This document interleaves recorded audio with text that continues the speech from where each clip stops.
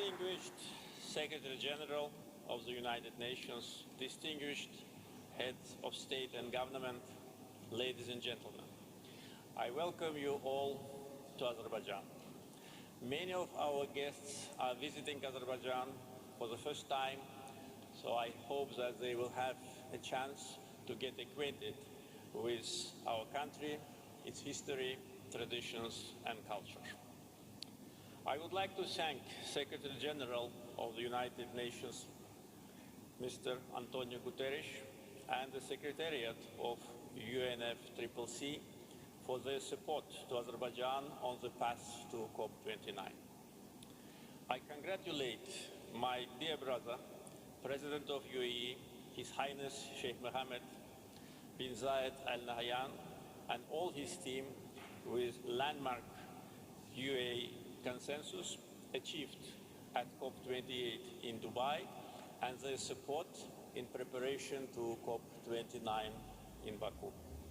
Last December, by unanimous decision of almost 200 countries, Azerbaijan was honored to host COP29.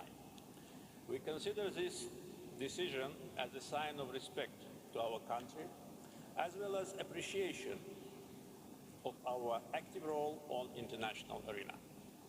Azerbaijan is a country where East and West, North and South meet, and this is not only about geography.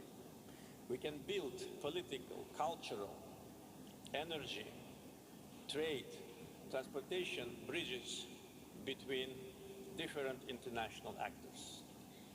Mega projects initiated by Azerbaijan already changed the energy and transportation maps of Eurasia and led to establishment of fruitful multinational cooperation formats.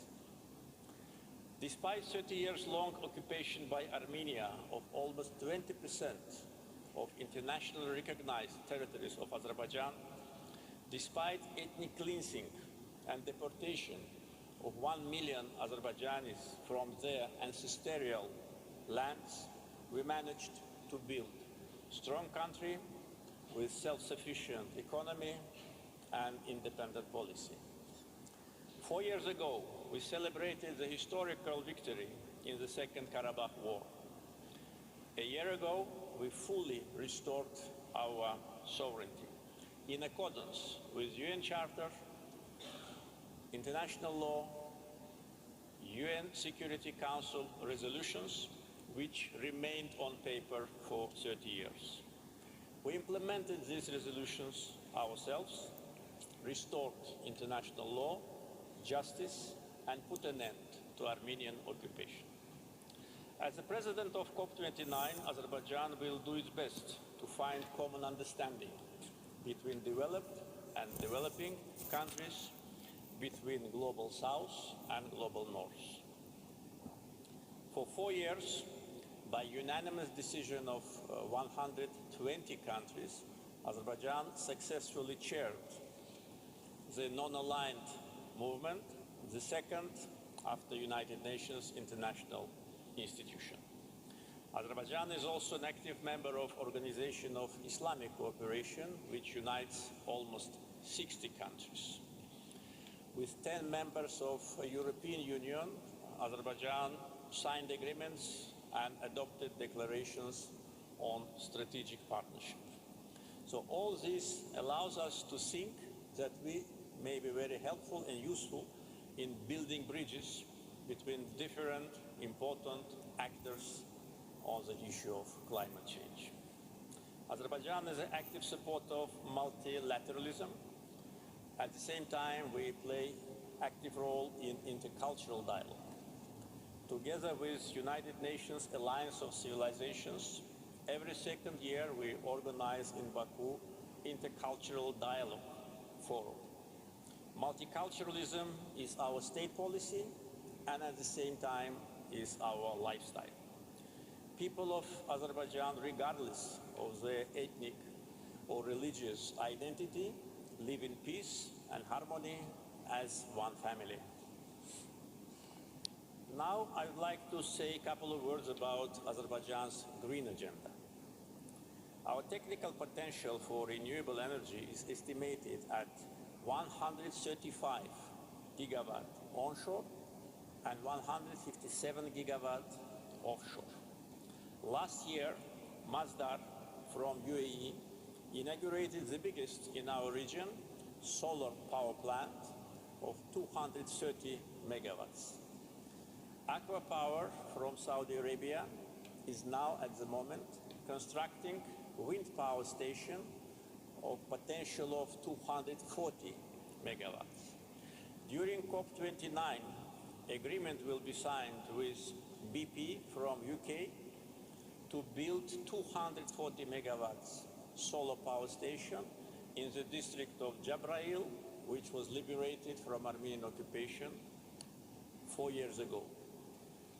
And this project will provide decarbonization of one of the biggest oil and gas terminals in the world, the Sangachal terminal. By 2030, we plan to build solar, wind and hydro power stations of approximately 6 gigawatts. But this is not all our plans.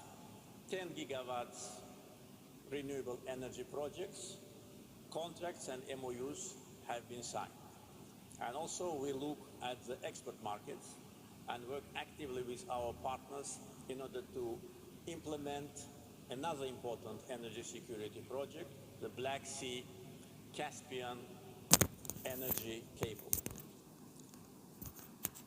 This will allow us to export green energy to Europe, and the technical potential of this cable, and by the way, feasibility study is going to be ready very soon, is close to 4 gigawatts. But again, this is only the beginning. Our green agenda also covers different regions of Azerbaijan. So Nakhchivan, Karabakh and Eastern Zangezur regions of Azerbaijan are declared as green energy zones, and this is about a quarter of our territory. Now a couple of words I'd like to say about another segment of energy security, which is oil and gas. I understand that this topic is not very popular at climate change conference, but without that, my comments would not be complete. Just to begin with information. The world's first industrial oil well was drilled in Azerbaijan, in Baku, in 1846. It is situated not far from this place. Maybe it will take 10-15 minutes drive. The first offshore oil well also was drilled by Azerbaijani oilmen in the Caspian Sea in the middle of 20th century. In 19th century, Azerbaijan produced more than a half of global oil production. And if then some Western politicians and media called us a petrostate, probably that would have been acceptable.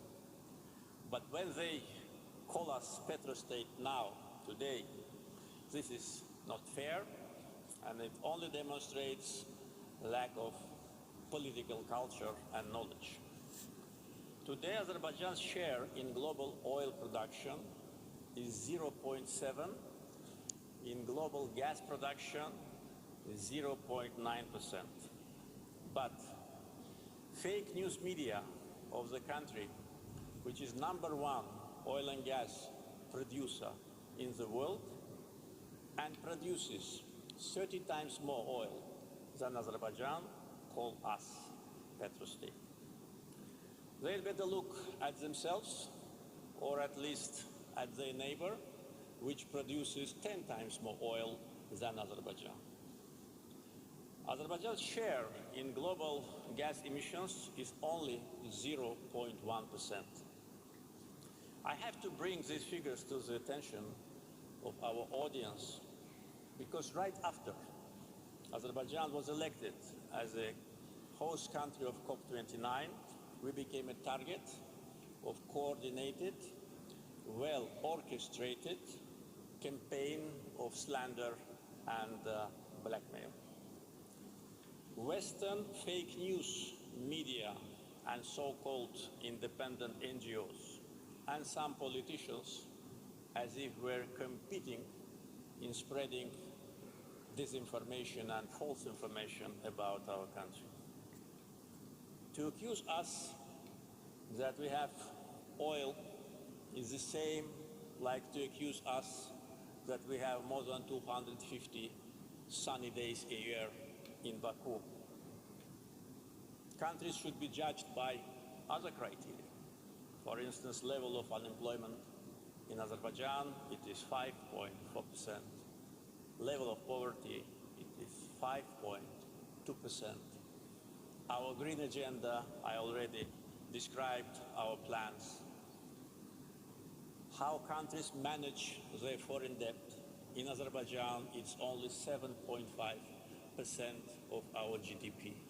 So these are, and many other, important criteria which should be a basis for kind of evaluation of the country's performance, but not the country's natural resources, which are the gift of the God.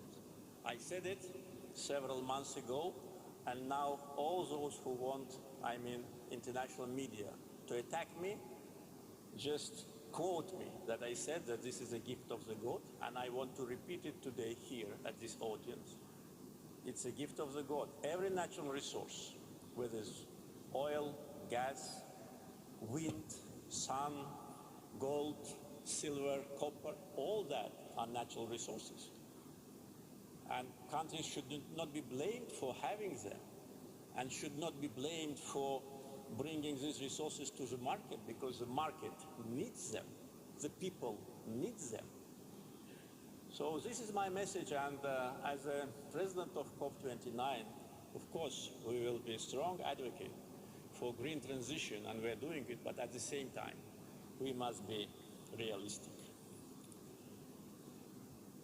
Also, another point of accusation is that 2 years ago, Azerbaijan and European Commission signed declaration on strategic partnership in the field of energy. But it was not our idea. It was a proposal of European Commission. The President of European Commission came to Baku 2 years ago to sign this document with us because they needed our gas due to the change geopolitical situation. And they asked us to help. And we said, okay, we always are ready to help if our help is needed. And we said, okay, we will help Europe with the energy security. And when we signed this declaration 2 years ago, the number of the countries which were receiving our gas, European countries, was equal to 2. So now it's 8 countries. 8 out of 10 countries which have access to Azerbaijani gas are Europeans. And European Commission also asked us to double gas supply to Europe by 2027, and this is reflected in the declaration which was signed by President of European Commission and myself 2 years ago in Baku. Unfortunately, double standards, a habit to lecture other countries, and political hypocrisy became kind of modus operandi for some politicians, state-controlled NGOs, and fake news media in some Western countries.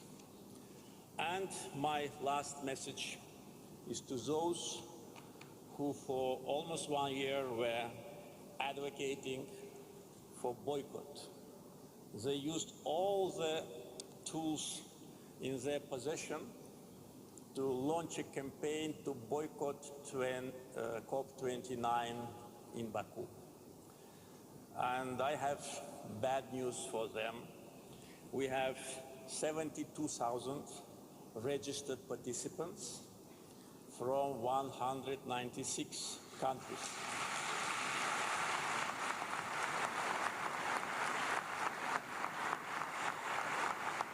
among them 80 presidents, vice presidents, and prime ministers. So the world gathered in Baku, and we say to the world, welcome to Azerbaijan. Thank you.